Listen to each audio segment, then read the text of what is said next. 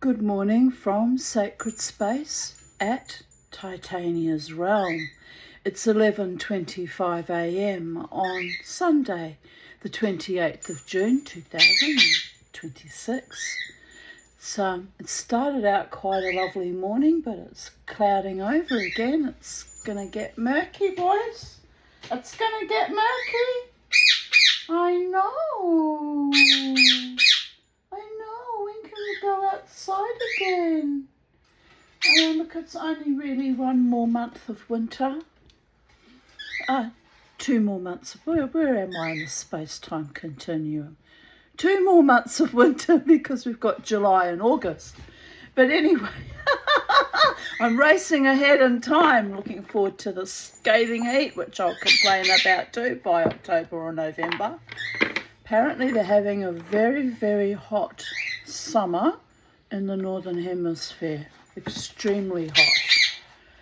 And they said it's going to be the hottest summer for 46 years. So I dread to think what will happen here in Brisbane.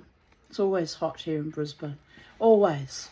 So it worries me greatly. But anyway, we'll cross that bridge when we come to it, like all the other bridges over the River Styx. The Mamateas had to cross, sometimes paying the ferryman twice to get there and get kicked back to planet Earth again as well. Must be running out of silver by now. I am actually running out of silver, but it's okay.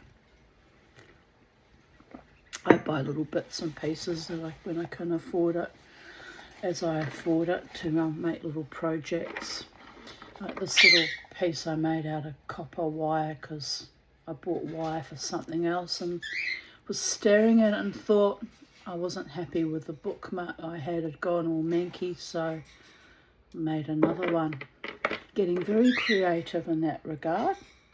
I might actually, it was 2 days worth of work, but I might actually pull my finger out of the proverbial, make a few more as gifts for people because they're quite lovely, and copper's very good for healing, holding in your hand and electrically charging yourself. Not while you got your other finger in a live loose electrical wire though, that might be a bit too much electrical charging, but you know what I mean, don't you, people of Earth, those of you who are into metaphysical and spiritual subjects. Right, we'll continue on today with part 2 of Little Lost Robot, because I cut her short 2 days ago, because I was extremely tired and I was stumbling over the words.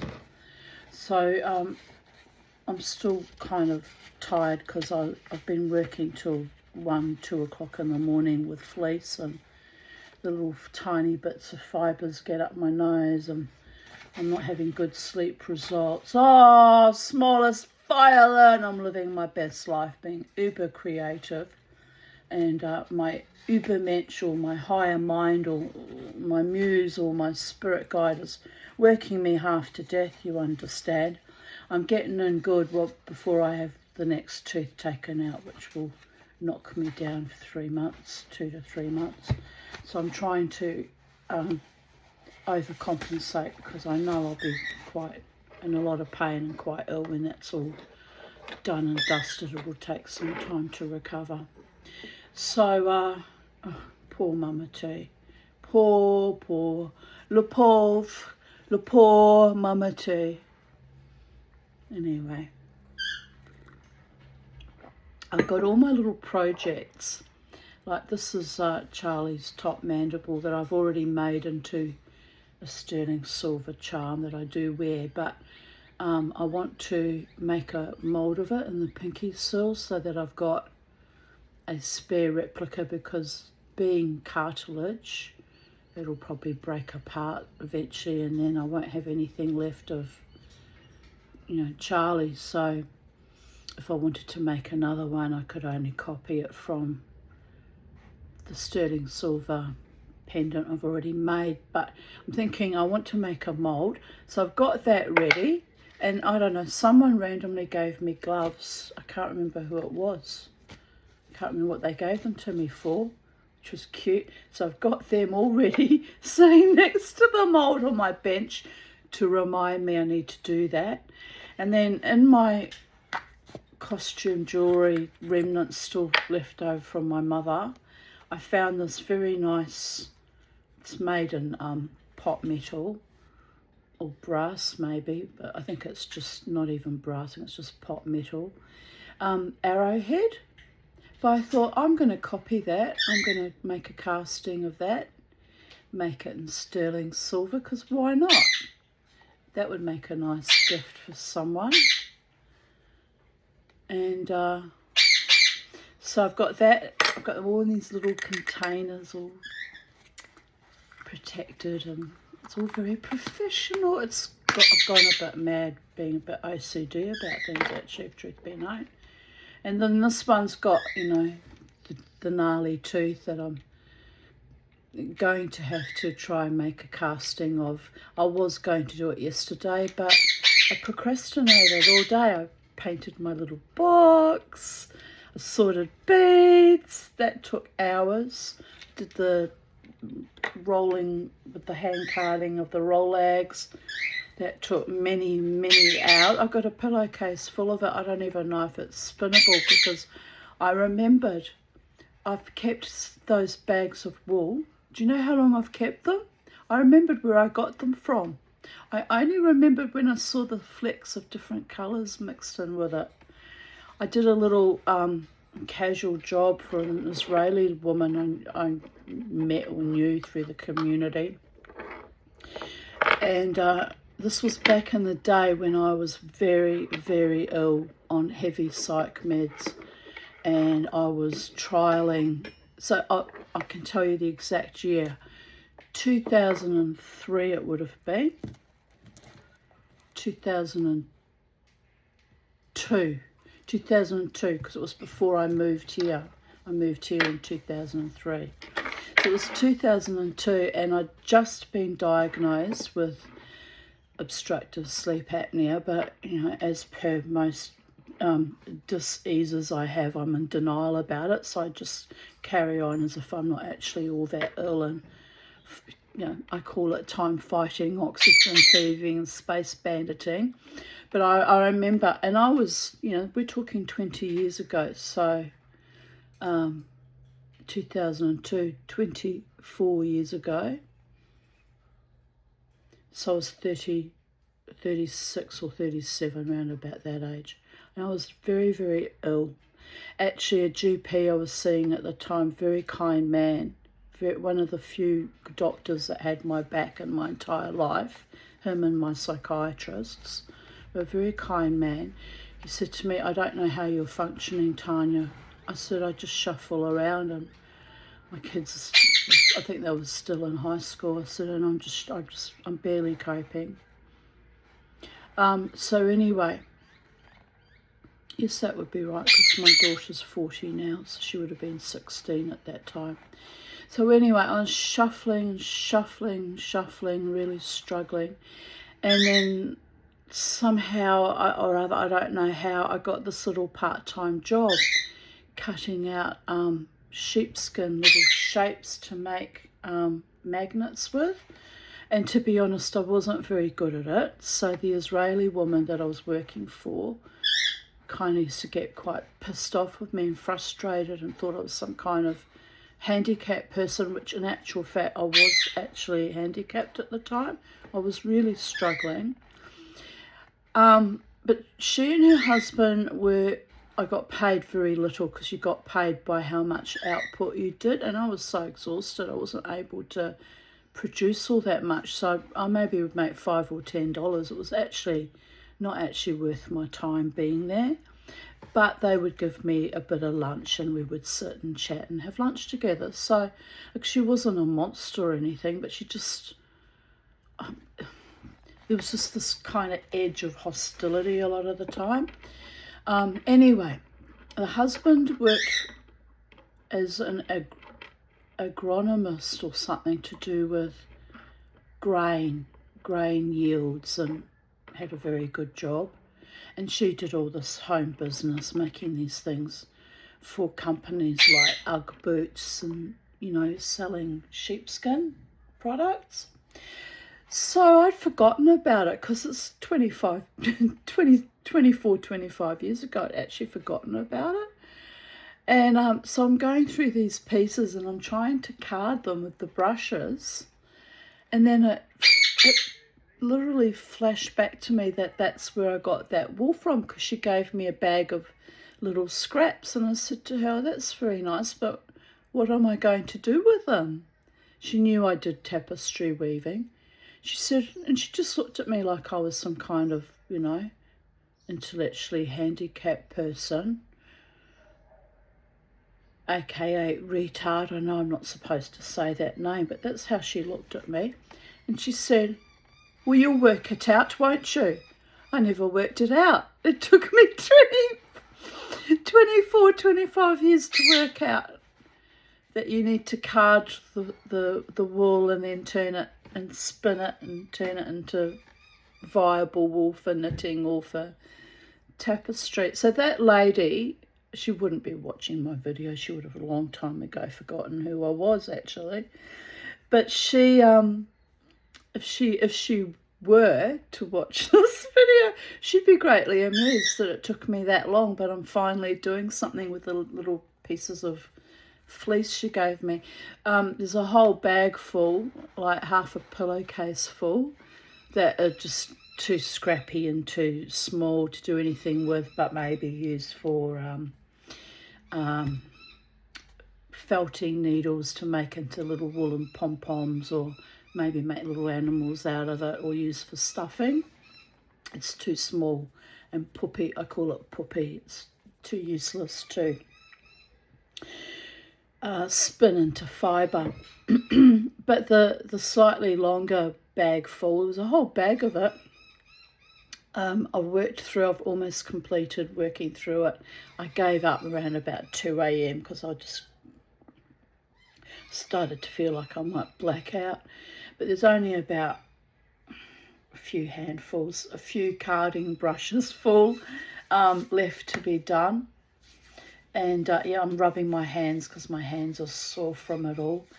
But I've got a whole pillowcase full of Rolags that I managed to make from that bag of scrap wool that I had forgotten, but I have literally hoarded for 24 or 25 years. I think it's 24 years, because it was the year before I trialled the sleep apnea CPAP machine the first time, or maybe a few months before.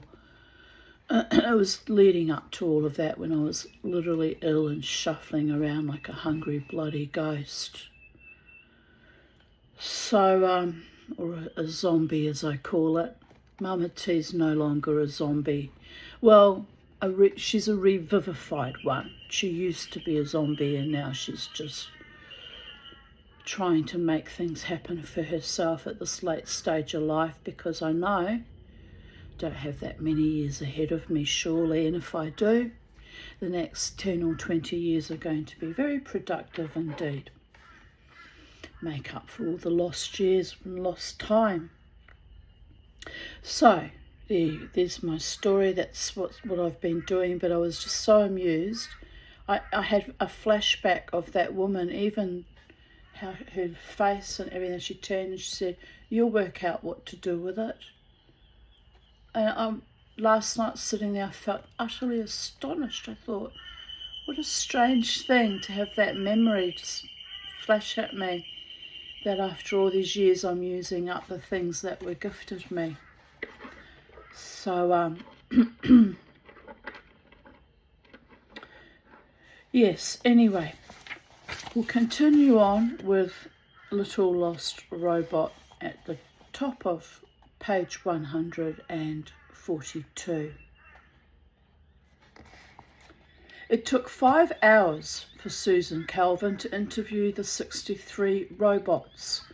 It was 5 hours of multi-repetition of replacement after replacement of identical robot, of questions A, B, C, D, and answers A, B, C, D, of a carefully bland expression and a carefully neutral tone, a carefully friendly atmosphere, and a hidden wire recorder.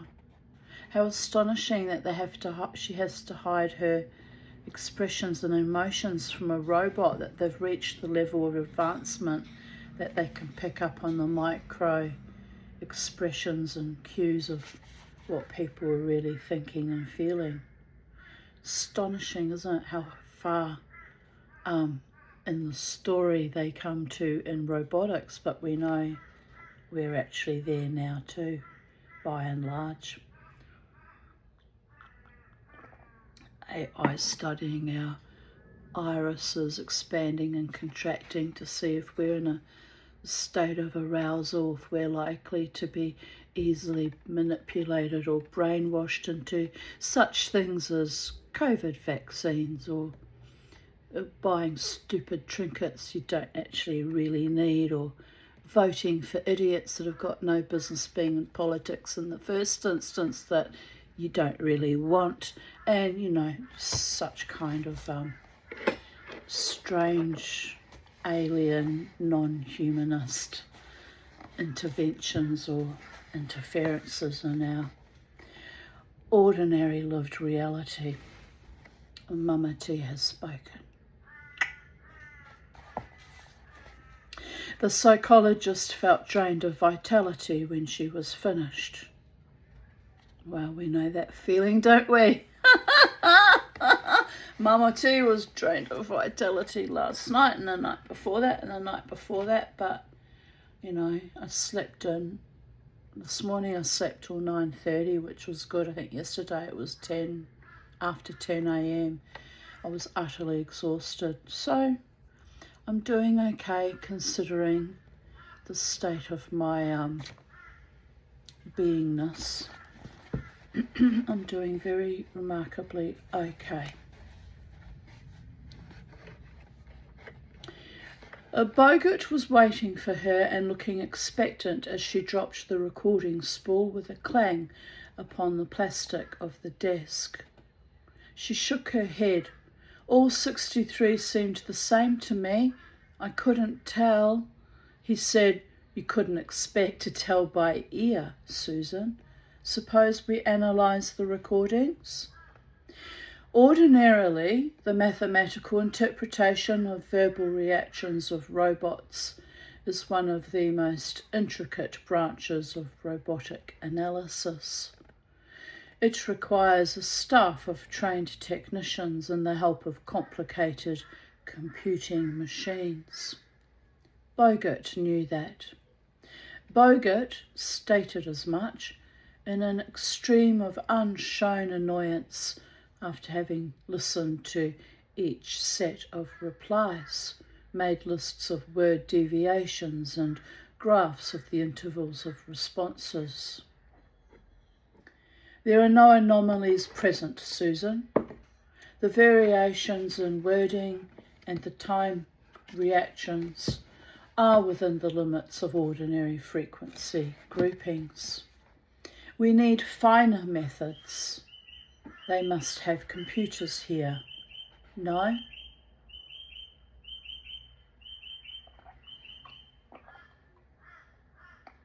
He frowned and nibbled delicately at a thumbnail. We can't use computers. Too much danger of leakage. Or maybe if we... Dr. Calvin stopped him with an impatient gesture. Please, Peter, this isn't one of your petty laboratory problems. If we can't determine the modified Nestor by some gross difference that we can see with the naked eye, one that there is no mistake about, we're out of luck.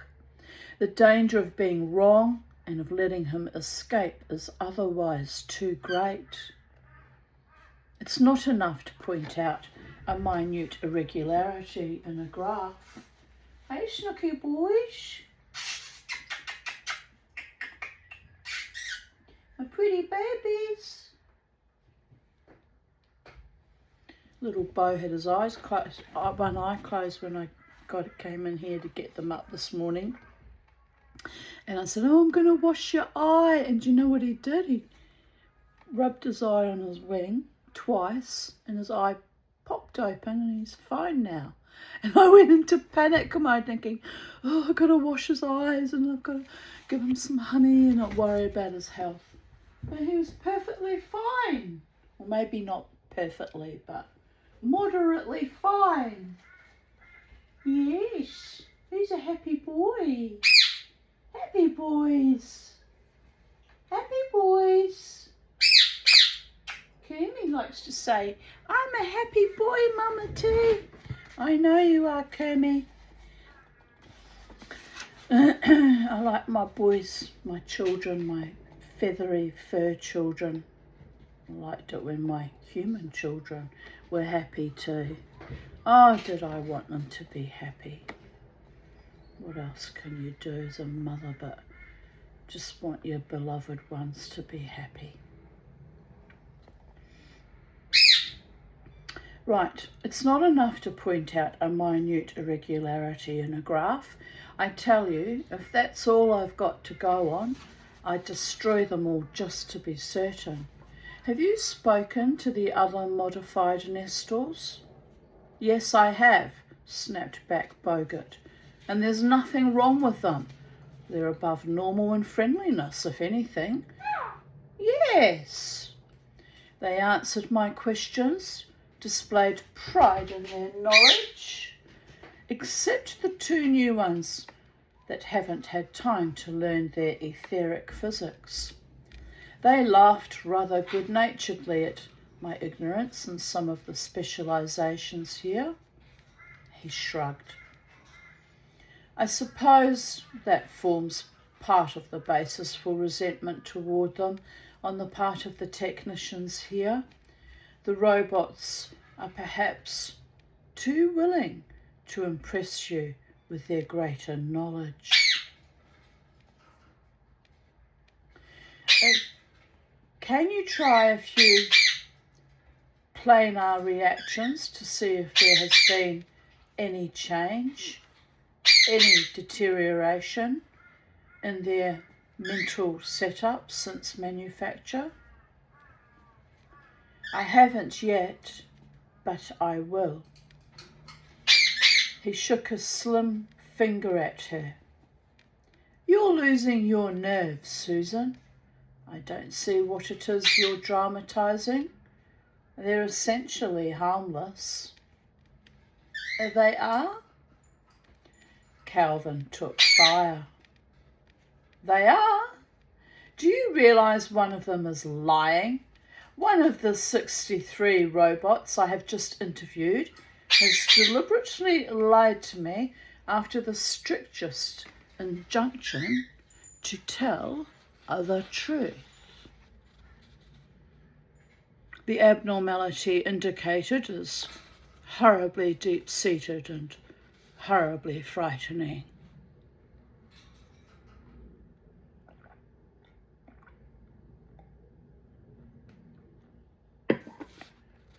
Peter Bogut felt his teeth harden against each other. He said, "Not at all. Look, Nestor 10 was given orders to lose himself. Those orders were expressed in maximum urgency by the person most authorised to command him. You can't counteract that order either by superior urgency or superior right of command. Naturally, the robot will attempt to defend the carrying out of his orders. In fact, objectively, I admire his ingenuity. How better can a robot lose himself than to hide himself among a group of similar robots? Yes, you would admire it. I've detected amusement in you, Peter. Amusement and an appalling lack, excuse me, and an appalling lack of understanding. Are you a roboticist, Peter? Those robots attach importance to what they consider superiority. You've just said as much yourself. Subconsciously, they feel humans to be inferior. And the first law, which protects us from them, is imperfect. They are unstable. And here we have a young man ordering a robot to leave him, to lose himself, with every verbal appearance of revulsion, disdain and disgust. Granted, that robot must follow orders, but subconsciously there is resentment. It will become more important than ever for it to prove that it is superior despite the horrible names it was called. It may become so important that what's left of the first law won't be enough. How on earth, or anywhere in the solar system, Susan, is a robot going to know the meaning of the assorted strong language used upon him? Obscenity is not one of the things impressioned upon his brain.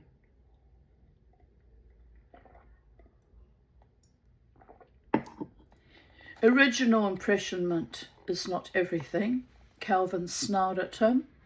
Robots have learning capacity, you fool. And Boggart knew that she had really lost her temper. She continued hastily. Don't you suppose he could tell from the tone used that the words weren't complimentary? Don't you suppose he heard the words used before and noted upon what occasions? Well then, shouted Boggart, will you kindly tell me one way in which a modified robot can harm a human being? No matter how offended it is, no matter how sick with desire to prove superiority? If I tell you one way, will you keep quiet? Yes?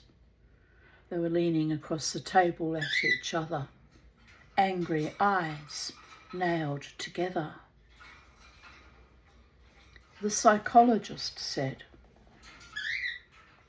if a modified robot were to drop a heavy weight upon a human being, he would not be breaking the first law. If he did so with the knowledge that his strength and reaction speed would be sufficient. Fish and chips. Sorry, my Kiwi accent. No, that wasn't a Kiwi accent. That was a weird word anomaly. Let's start from the middle of that sentence. If he did so with the knowledge that his strength and reaction speed would be sufficient to snatch the weight away before it struck the man, however, once the weight left his fingers, he would be no longer the active medium. Only the blind force of gravity would be that. The robot could then change his mind and merely by an action allow the weight to strike.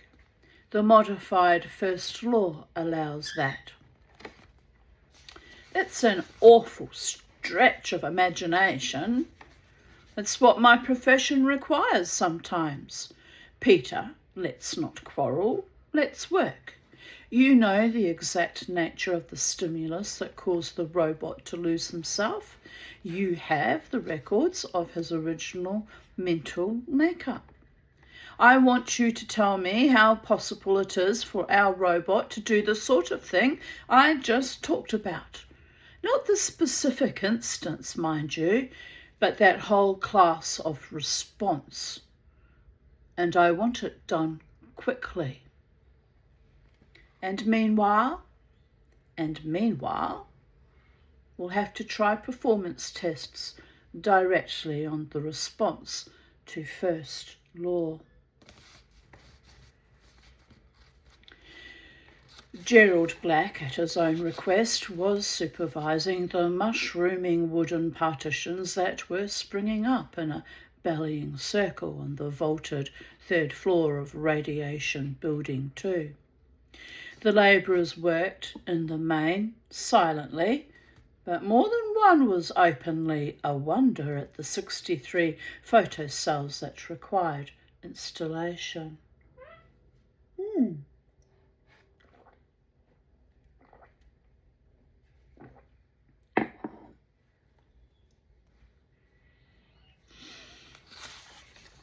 One of them sat down near Black, removed his hat, and wiped his forehead thoughtfully with a freckled forearm. Black nodded at him. "How's it doing, Valensky?" Valensky shrugged and fired a cigar. "Smooth as butter. What's going on anyway, Doc? First, there's no work for 3 days. Then we have this mess of jiggers." He leaned forward on his elbows and puffed. Smoke. Black twitched his eyebrows. "A couple of robot men came over from Earth. Remember the trouble we had with robots running into the gamma fields before we pounded it into their skulls that they weren't to do it? Yeah. Didn't we get new robots? We got some replacements, but mostly it was a job of indoctrination. Anyway, the people who make them want to figure out robots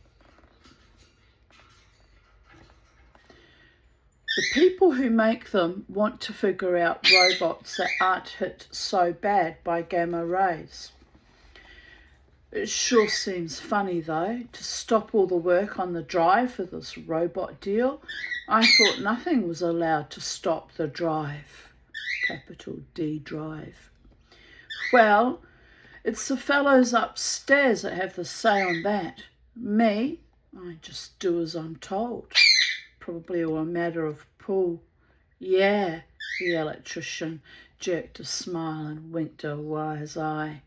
Somebody knew somebody in Washington, but as long as my pay comes through on the dot, I should worry. The drive's none of my affair. What are they going to do here? You're asking me?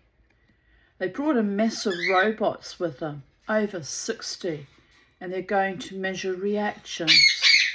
That's all my knowledge. How long will it take? I wish I knew. Well, Valensky said with heavy sarcasm, as long as they dish me my money, they can play games all they want.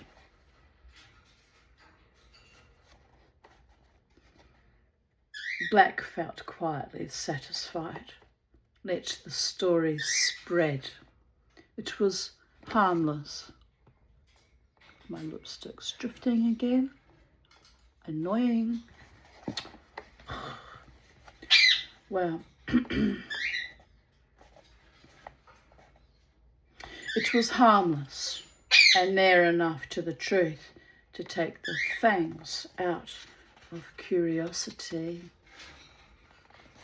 What's all the flippity-gibbeting going on? Are you being good birdie boys? Kermie, what are you doing? Are you being an Indian ringneck? Are you? Yes, what else do you want me to be, Mama T? I'm an Indian ringneck till I die. Don't die just yet. No dying allowed, especially you, Bo, with your wonky eye. I'm trying not to, Mama T. Your mother with a wonky tooth and you with your wonky eye. And do or die. What will be, will be. Que sera, sera.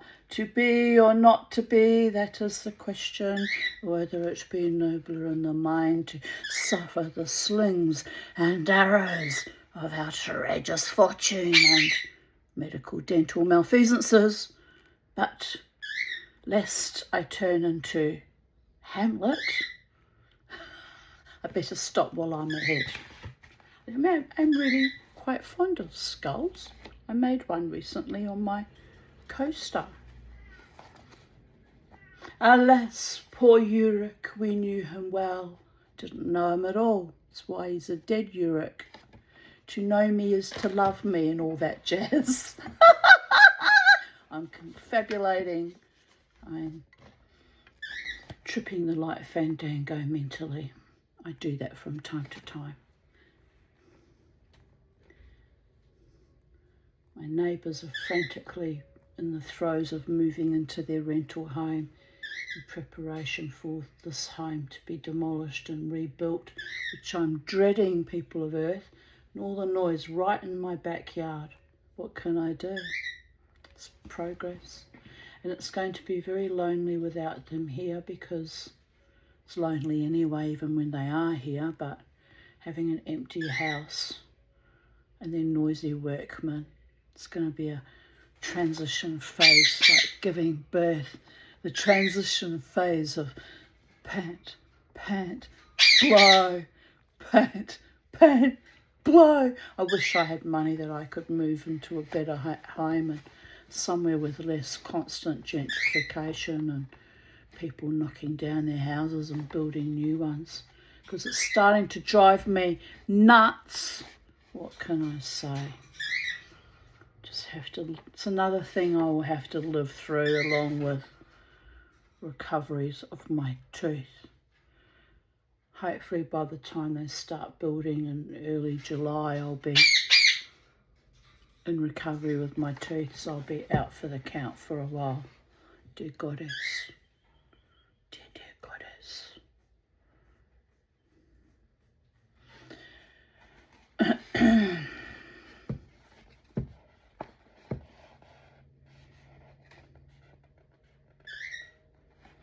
Right, where were we? Near enough to the truth to take the fangs out of curiosity. Right.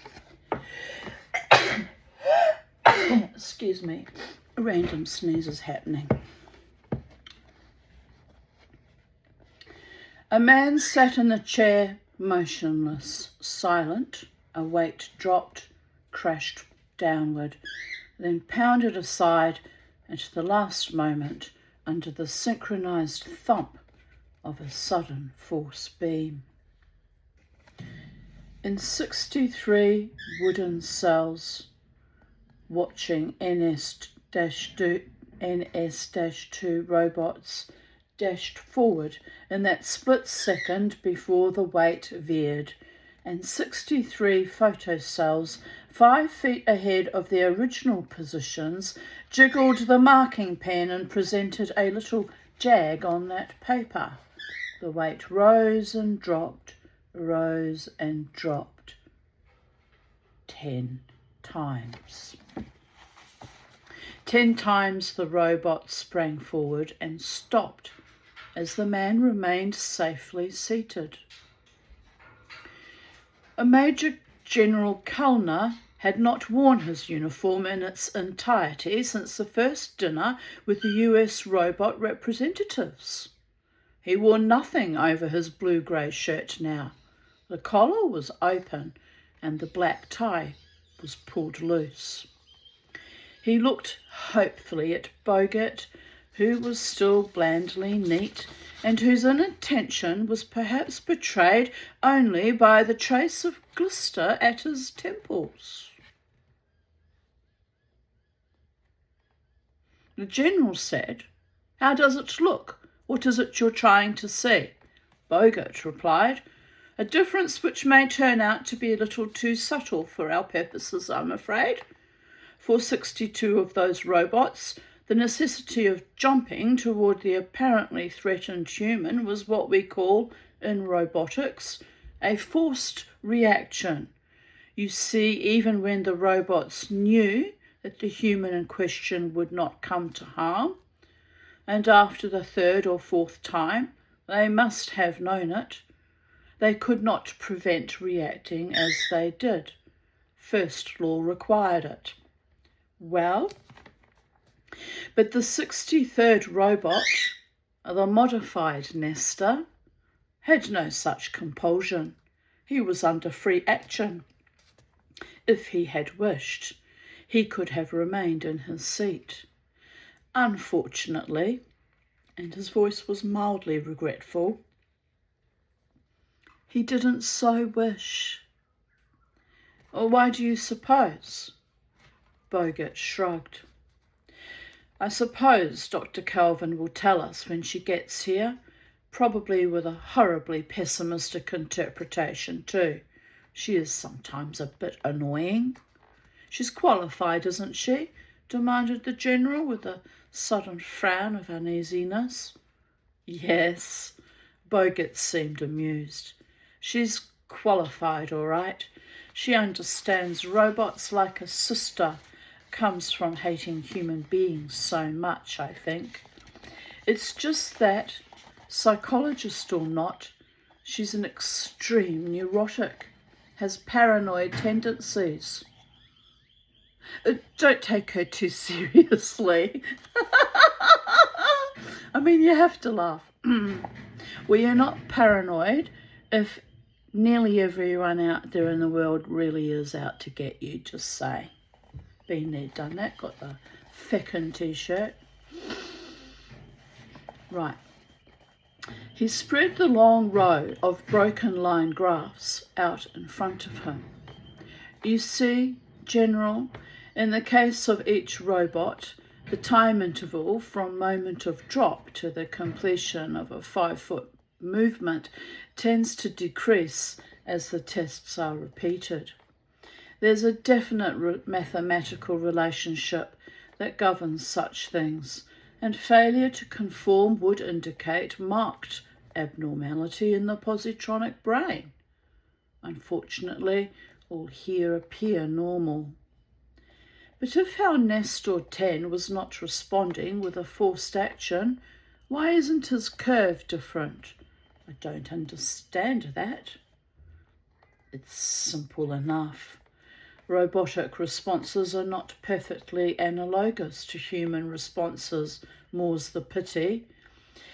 In human beings, voluntary action is much slower than reflex action, but that's not the case with robots. With them, it is merely a question of freedom of choice. Otherwise, the speeds of free and forced action are much the same. What I had been expecting, though, was that Nestor 10 would be caught by surprise the first time and allowed too great an interval to elapse before responding. And he didn't? I'm afraid not. Then we haven't gotten anywhere.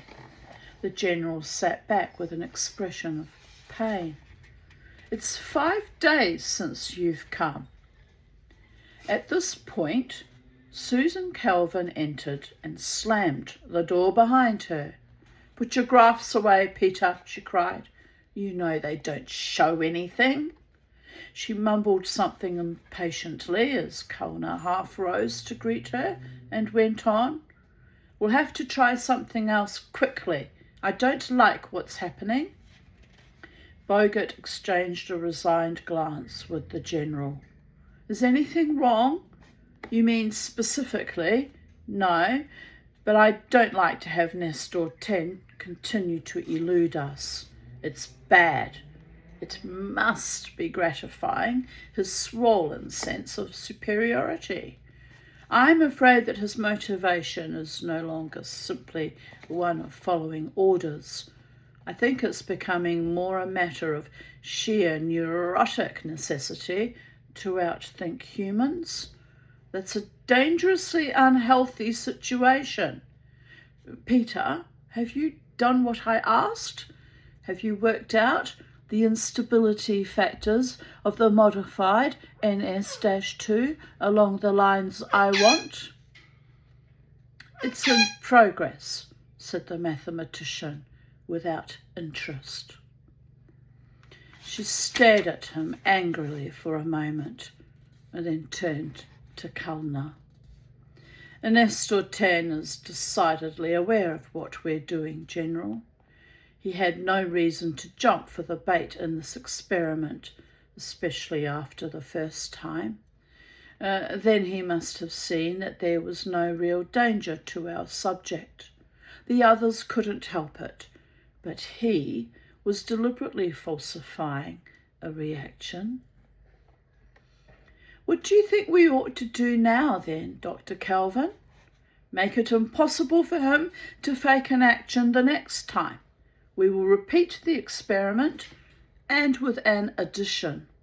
High-tension cables, capable of electrocuting the Nestor models, will be placed between subject and robot, enough of them to avoid the possibility of jumping over, and the robot will be made perfectly aware in advance that touching the cables will mean death. Hold on, spat out Boggart with sudden viciousness. I rule that out. We are not electrocuting $2 million worth of robots to locate Nestor 10. There are other ways. You're certain? You found none.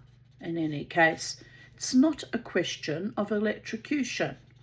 We can arrange a relay which will break the current at the instant of application of weight.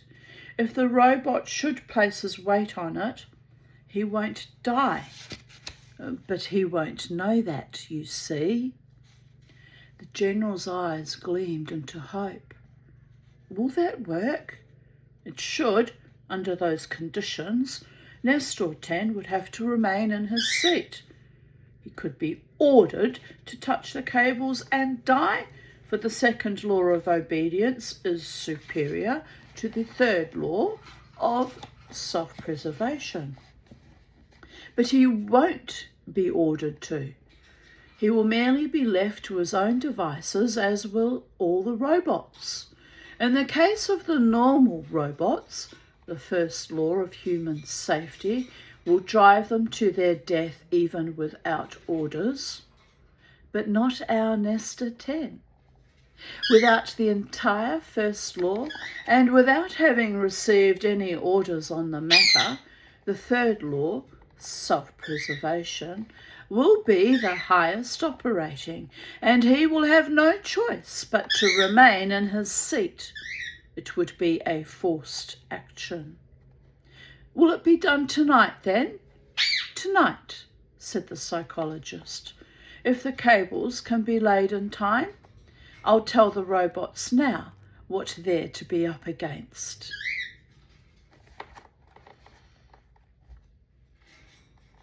A man sat in the chair, motionless, silent.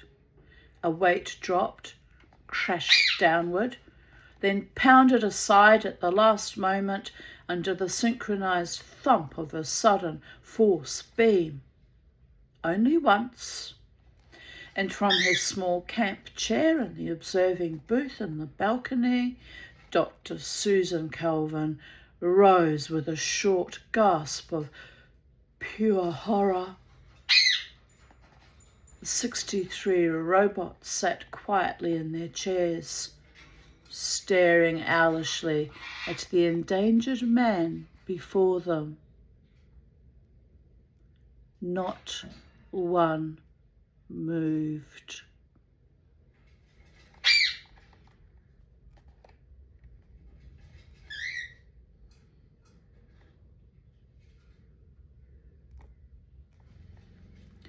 Dr. Kelvin was angry almost past endurance, angry the worse for not daring to show it to the robots that, one by one, were entering the room and then leaving. She checked the list. Number 28 was due in now. 35 still lay ahead of her. Number 28 entered diffidently. She forced herself into reasonable calm. And who are you? The robot replied in a low, uncertain voice. I have received no number of my own yet, ma'am. I am NS2 robot, and I was number 28 in line outside. I have a slip of paper here that I'm to give to you. You haven't been in here before this today? No, ma'am. Sit down, right there. I want to ask you some questions, number 28. Were you in the radiation room of Building 2 about 4 hours ago? The robot had trouble answering. Then it came out hoarsely, like machinery needing oil. Yes, ma'am.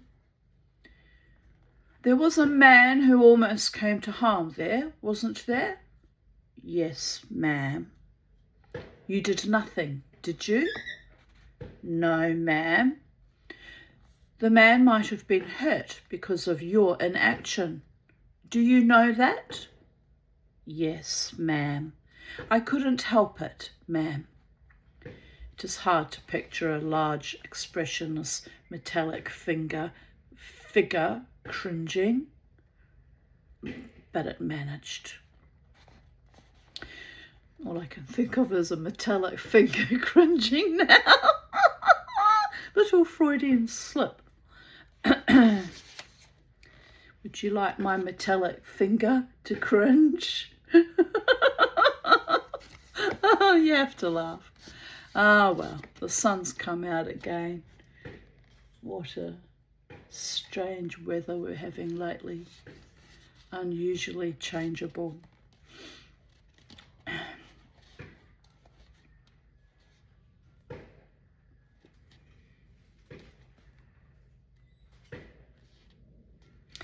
I want you to tell me exactly why you did nothing to save him. I want to explain, ma'am. I certainly don't want to have anyone think that I could do a thing that might cause harm to a master. Oh no, that would be a horrible and inconceivable. Please don't get excited, boy. I'm not blaming you for anything. I only want to know what you were thinking at the time. Ma'am, before it all happened, you told us that one of the masters would be in danger of harm from that weight that keeps falling, and that we would have to cross electric cables if we were to try to save him. Well, ma'am, that wouldn't stop me. What is my destruction compared to the safety of a master? But it occurred to me that if I died on my way to him, I wouldn't be able to save him anyway. The weight would crush him, and then I would be dead for no purpose. And perhaps someday some other master might come to harm who wouldn't have if I had only stayed alive. Do you understand me, ma'am? You mean that it was merely a choice of the man dying, or both the man and yourself dying? Is that right? Yes, ma'am. It was impossible to save the master. He might be considered dead. In that case, it is inconceivable that I destroy myself for nothing, without orders. The robo-psychologist twiddled a pencil. She'd heard the same story, with insignificant verbal variations, 27 times before. This was the crucial question now. Boy, she said, your thinking has its points, but it is not the sort of thing I thought you might think. Did you think of this yourself? The robot hesitated. No. Who thought of it then? We were talking last night, and one of us got that idea and it sounded reasonable. Which one? The robot thought deeply. I don't know. Just one of us. She sighed. That's all. Number 29 was next. 34 after that. Major General Kalner too was angry. For 1 week all of the hyperbase had stopped dead barring some paperwork on the subsidiary asteroids of the group. For nearly 1 week, the 2 top experts in the field had aggravated the situation with useless tests. And now they, or the woman at any rate, made impossible propositions. Fortunately for the general situation, Kellner felt it impolitic to display his anger openly. Susan Calvin was insisting. "Why not, sir? It's obvious that the present situation is unfortunate. The only way we may reach results in the future, or what future is left for us in this matter, is to separate the robots. We can't keep them together any longer." "My dear," Dr. Calvin rumbled the General, his voice sinking into the lower baritone registers. "I don't see how I can quarter 63 robots all over the place."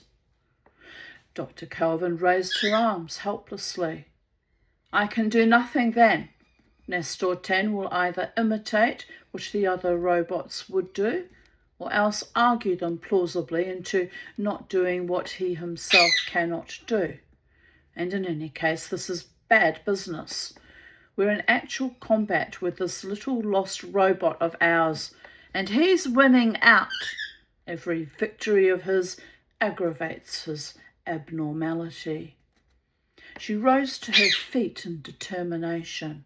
"General Kellner, if you do not separate the robots as I ask, then I can only demand that all 63 be destroyed immediately." "You demand it, do you?" Bogert looked up suddenly, and with real anger. "What gives you the right to demand any such thing? Those robots remain as they are. I'm responsible to the management, not you." "And I," added Major General Kellner, "am responsible to the World Coordinator, and I must have this settled." "In that case," flashed back Calvin, "there is nothing for me to do but resign. If necessary to force you to the necessary destruction, I'll make this whole matter public. It was not I that approved the manufacture of modified robots."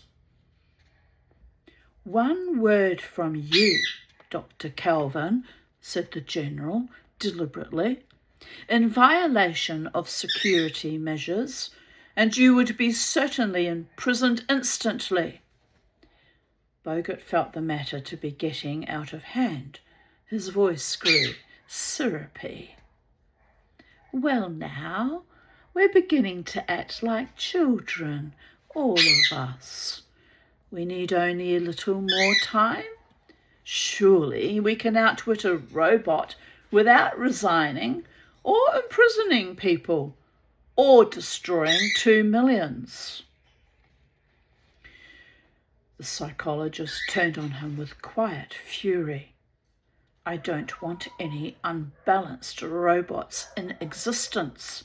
We have 1 Nestor that's definitely unbalanced, 11 more that are potentially so, and 62 normal robots that are being subjected to an unbalanced environment. The only absolute safe method is complete destruction." The signal burr brought all 3 to a halt, and the angry tumult of growingly unrestrained emotion froze. "Come in," growled Kellner. It was Gerald Black, looking perturbed. He had heard angry voices. He said, "I thought I'd come myself. Didn't like to ask anyone else." "What is it? Don't orate." "The locks of compartment C in the trading ship have been played with." There are fresh scratches on them. Compartments, mind you, I have to scratch just momentarily, don't mind me. Compartment C, exclaimed Calvin quickly. Well, that's the one that holds the robots, isn't it? Who did it? From the inside, said Black laconically. The lock isn't out of order, is it? No, it's all right. I've been staying on the ship now for 4 days and none of them have tried to get out. But I thought you ought to know, and I didn't like to spread the news. I noticed the matter myself. Is anyone there now? Demanded the General. I left Robbins and McAdams there. There was a thoughtful silence, and then Dr. Calvin said ironically, Well? Kellner rubbed his nose uncertainly.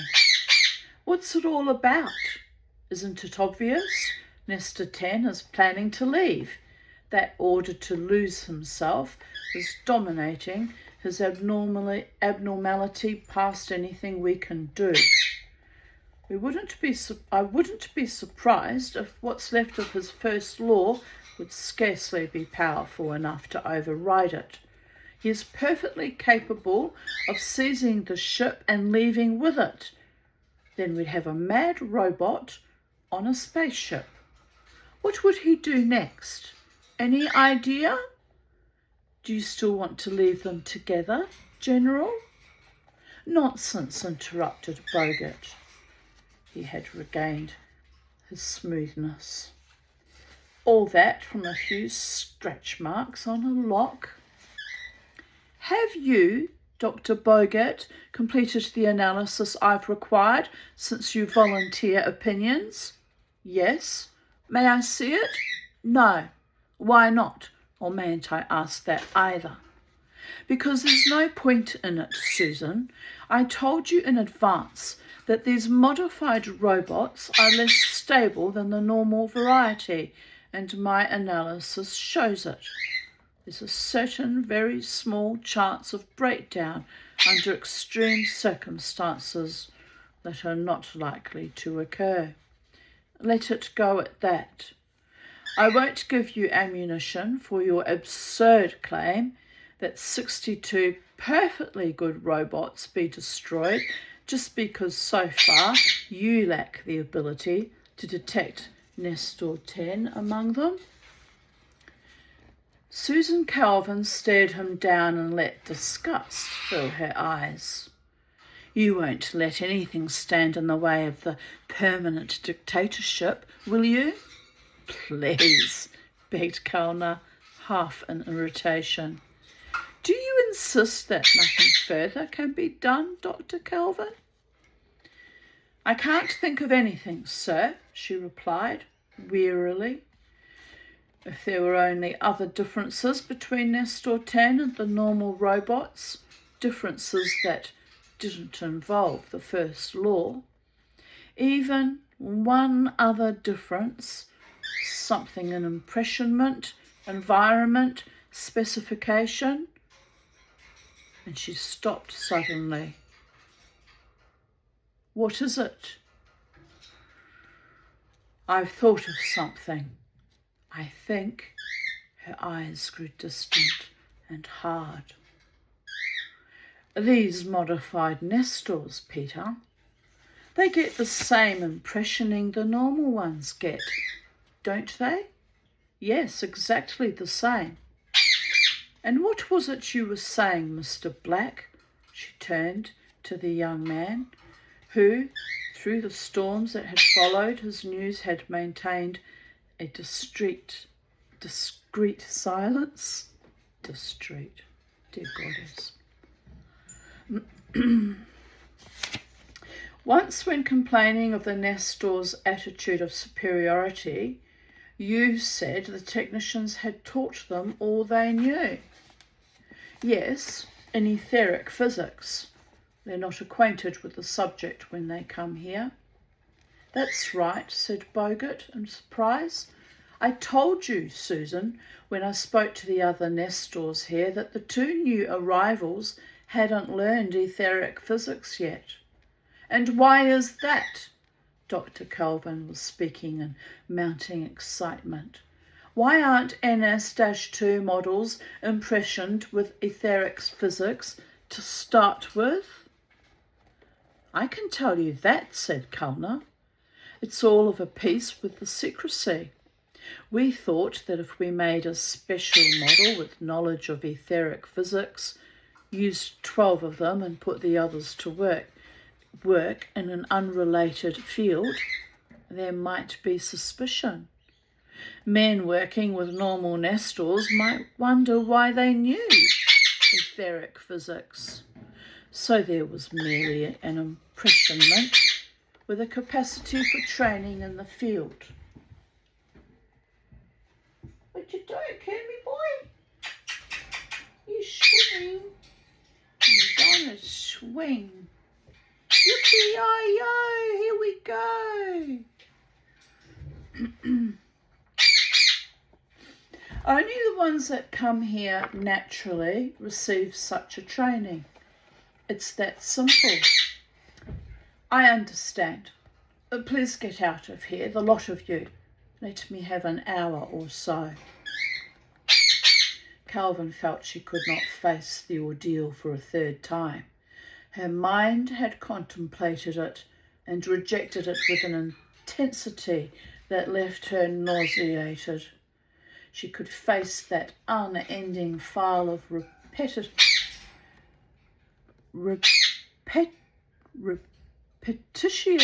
robots. Repetitious.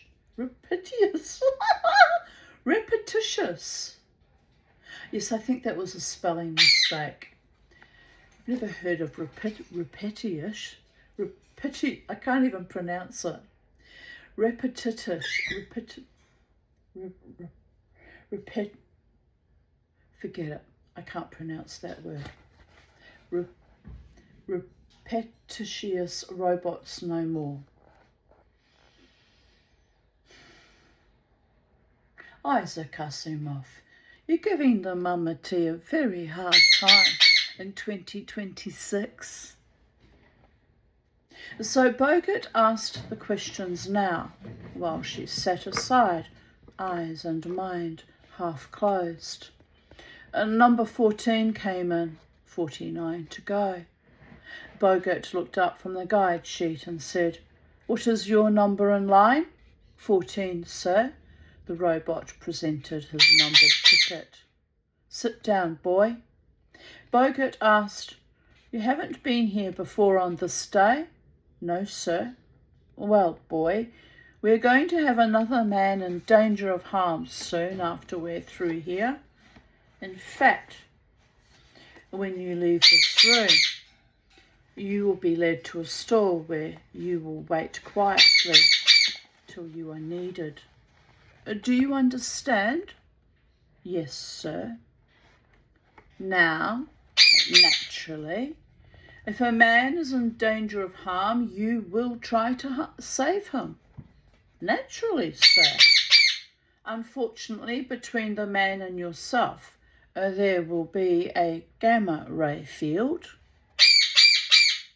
Silence. "Do you know what gamma rays are?" asked Boggart sharply. "Energy radiation, sir?" The next question came in a friendly offhand manner. "Ever work with gamma rays?" "No, sir." The answer was definite. Well, boy, gamma rays will kill you instantly. They'll destroy your brain. That is a fact you must know and remember.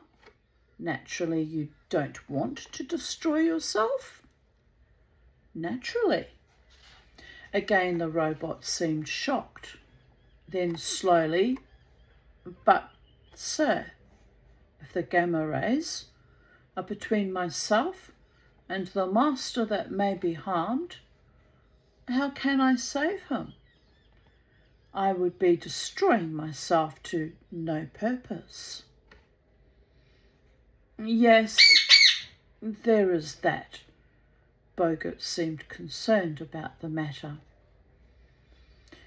The only thing I can advise, boy, is that if you detect the gamma radiation between yourself and the man, you may as well sit where you are. The robot was openly relieved. Thank you, sir. There wouldn't be any use, would there? Of course not. But if there weren't any dangerous radiation, that would be a different matter. Naturally, sir, no question of that. You may leave now. The man on the other side of the door will lead you to your stall. Please wait there. He turned to Susan Calvin when the robot left. How did that go, Susan? Very well, she said dully. Do you think we could catch Nestor 10 by quick questioning on etheric physics? Perhaps, but it's not sure enough. Her hands lay loosely in her lap. Remember, he's fighting us. He's on his guard. The only way we can catch him is to outsmart him, and within his limitations. He can think much more quickly than a human being. Well, just for fun, suppose I ask the robots from now on a few questions on gamma rays, wavelength limits, for instance. No, Dr. Calvin's eyes sparked to life. It would be too easy to deny knowledge, and then he'd be warned against the test that's coming up, which is our real chance. Please follow the questions I've indicated, Peter, and don't improvise. It's just within the bounds of risk to ask them if they've ever worked with gamma rays, and try to sound even less interested than you do when you ask it. Boggart shrugged and pressed the buzzer that would allow the entrance of number 15. The large radiation room was in readiness once more. The robots waited patiently in their wooden cells, all open to the centre, but closed off from each other. Major General Kulna mopped his brow slowly with a large handkerchief, while Dr. Calvin checked the last details with Black. You sure now, she demanded, that none of the robots have had a chance to talk with each other after leaving the orientation room? Absolutely sure, insisted Black. There's not been a word exchanged. And the robots are put in the proper stalls? Here's the plan. The psychologist looked at it thoughtfully.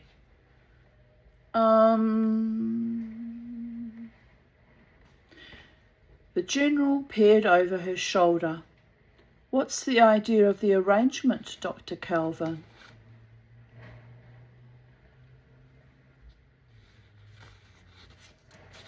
I've asked to have those robots that appeared even slightly out of true in the previous tests concentrated on one side of the circle.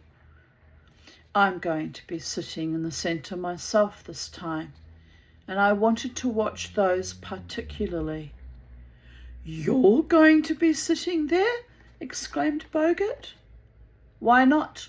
She demanded coldly. What I expect to see may be something quite momentary.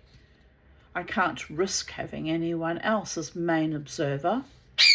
Peter, you'll be in the observing booth, and I want you to keep your eye on the opposite side of the circle. Of the circle. General Kulna, I've arranged for motion pictures to be taken of each robot. Now, at least you know that I'm not a robot or a figment of your imagination in the hologram or the matrix.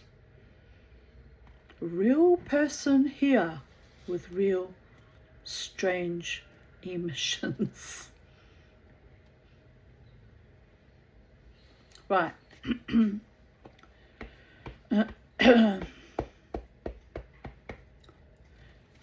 Start that sentence again. General Kellner, I've arranged for motion pictures to be taken of each robot in case visual observation isn't enough. If these are required, the robots are to remain exactly where they are until the pictures are developed and studied. What are you doing, Kermie? What is little Kermie doing? Is he being a biddy? Oh, it's going to rain, Kermie. It's about to rain. Perhaps it's already started raining.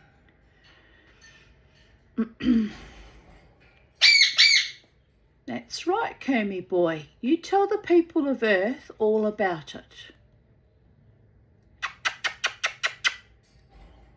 You coming to see the mama? Are you coming to see the mama? I can see you.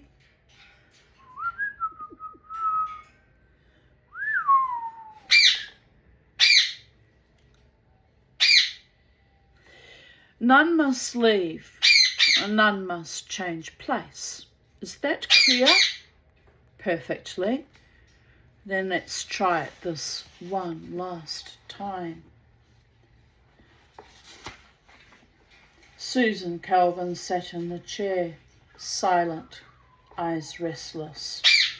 A weight dropped, crashed downward, then pounded aside at the last moment under the synchronized thump of a sudden force beam.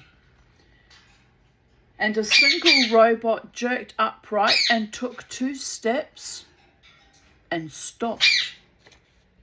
But Dr. Calvin was upright, and her finger pointed to him sharply.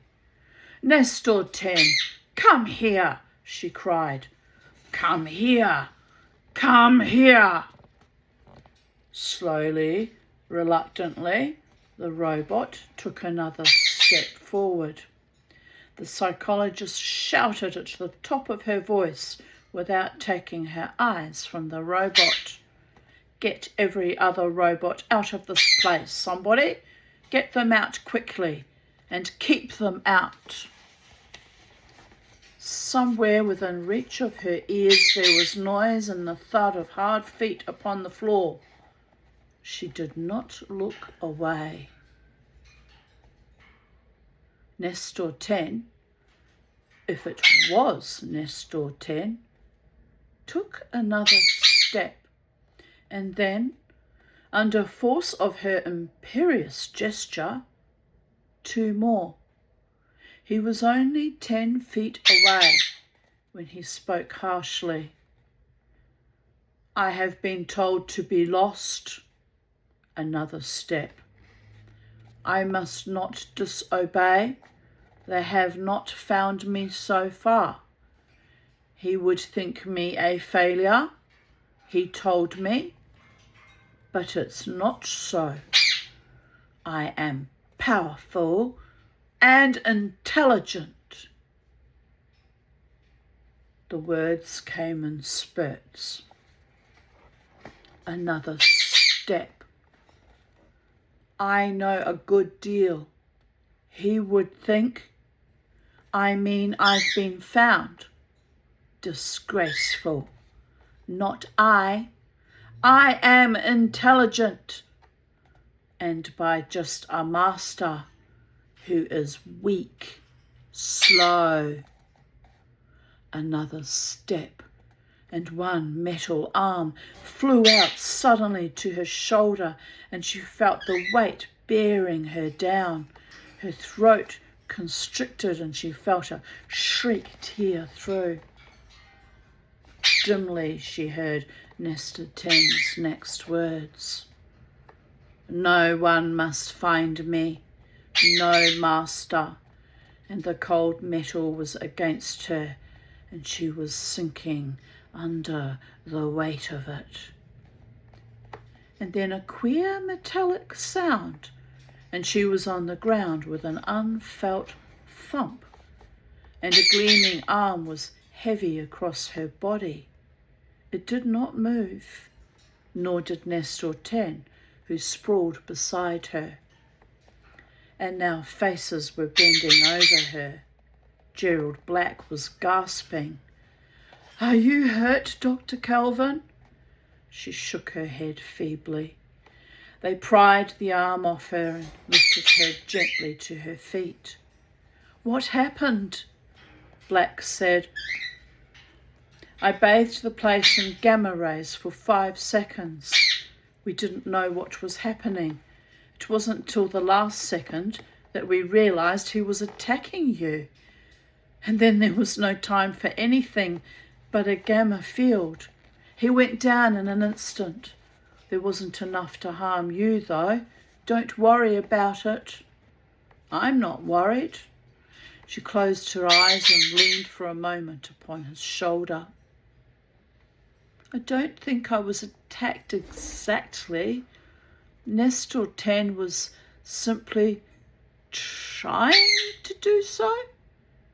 What was left of the first law was still holding him back." As Susan Kelvin and Peter Bogart, 2 weeks after their first meeting with Major General Kellner, had their last. Work at Hyper Base had been resumed. The trading ship with its 62 normal NS-2s was gone to wherever it was bound, with an officially imposed story to explain its 2 weeks delay. The government cruiser was making ready to carry the 2 roboticists back to Earth. Kellner was once again a gleam in dress uniform. His white gloves shone as he shook hands. Kelvin said, "The other modified Nestors are, of course, to be destroyed." "They will be. We'll make shift with normal robots, or, if necessary, do without." "Good. But tell me, you haven't explained. How was it done?" She smiled tightly. "Oh, that. I would have told you in advance if I had been more certain of its working. You see, Nestor 10 had a superiority complex that was becoming more radical all the time. He liked to think that he and the other robots knew more than human beings. It was becoming very important for him to think so. We knew that, so we warned every robot in advance that gamma rays would kill them, which they would. And we further warned them all that gamma rays would be between them and myself. So they all stayed where they were, naturally. By Nestor 10's own logic in the previous test, they had all decided that there was no point in trying to save a human being if they were sure to die before they could do it. Well, yes, Dr. Kelvin, I understand that. But why did Nestor 10 himself leave his seat? That was a little arrangement between myself and your young Mr. Black. You see, it wasn't gamma rays that flooded the area between myself and the robots, but infrared rays. Just ordinary heat rays, absolutely harmless. Nestor 10 knew they were infrared and harmless. So he began to dash out as he expected the rest would do, under first law compulsion.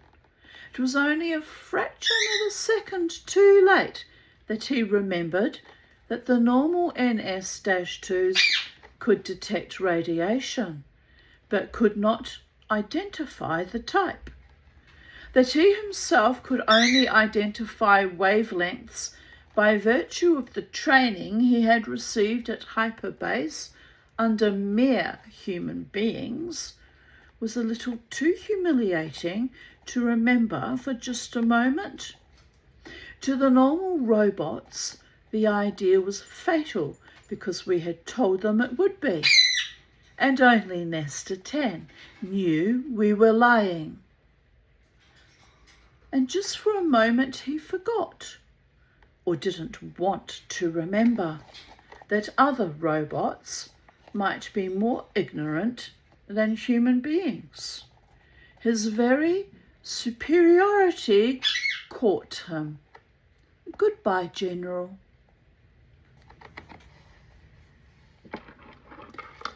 Thus concludes part 2 of chapter 6, Little Lost Robot. And tomorrow, or sometime soon, I can't always guarantee it'll be exactly tomorrow, but sometime in the near future, if I'm not too busy or not too exhausted, we will read chapter 7, Escape. Let's see how long chapter 7 is.